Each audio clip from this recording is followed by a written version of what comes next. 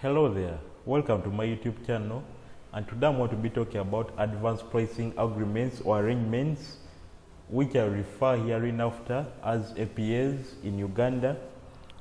So what is the law applicable when it comes to APAs in Uganda? We have the income tax transfer pricing regulations of 2011. The starting point when it comes to APAs in Uganda is Regulation 9 of the Income Tax Transfer Pricing Regulations 2011. It reads as following.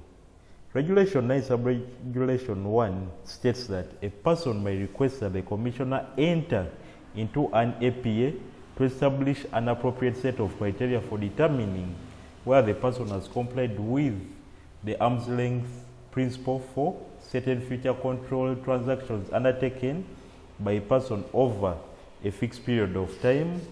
Under Regulation 2, which is the interpretation section of the regulations, a control transaction is defined to be one between associates. An associate has a meaning assigned to it under Section 3 of the Income Tax Act, Chapter 340 of the Laws of Uganda.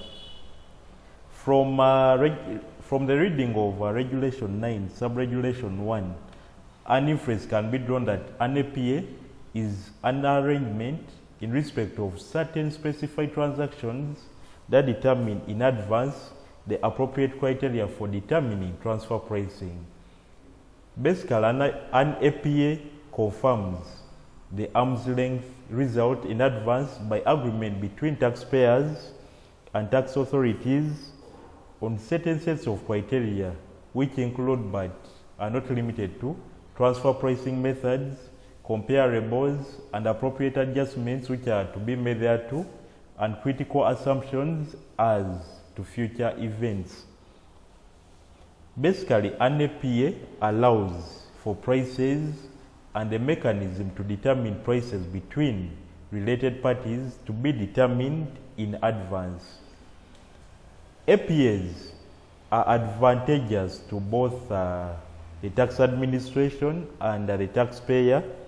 On the side of the taxpayer, it reduces the transfer pricing adjustment risks for the multinationals, because under Section 90, subsection 1 of the Income Tax Act, the Commissioner General is empowered to make adjustments in the event that,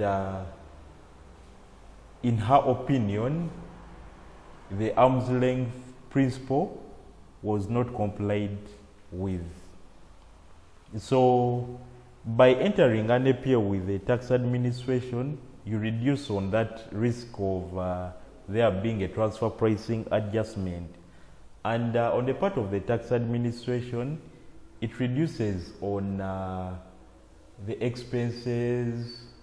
You don't have to do a lot of things in regards to auditing. Basically, it cuts on the administration expenses that would have been incurred by APAs. And an APA is first and foremost an agreement. So it can be unilateral, or it can be bilateral or multilateral agreement involving tax administrators and other countries. So who can be parties to an APA? Regulation 9 Sub-Regulation 2, paragraph C gives us an answer to that. It reads as following. A request under Sub-Regulation 1 shall be accompanied by the identification of any other country or countries that a person wishes to participate in the advanced pricing agreement. And further, Regulation 9 Sub-Regulation 5 of the same regulations reads as following. The Commissioner may enter into an advanced price agreement with the person alone or together with the competent authorities of the country or countries of the person's associate or associates identified under Sub-Regulation 2, paragraph C. So From that, we can draw an inference that an APA can be between a country and a person, that is a taxpayer. It can be negotiated between countries. An example of an APA between countries is an APA between India and the USA. So thank you for listening. In my next presentation, I'm going to talk about under what circumstances may the Commissioner General cancel an APA.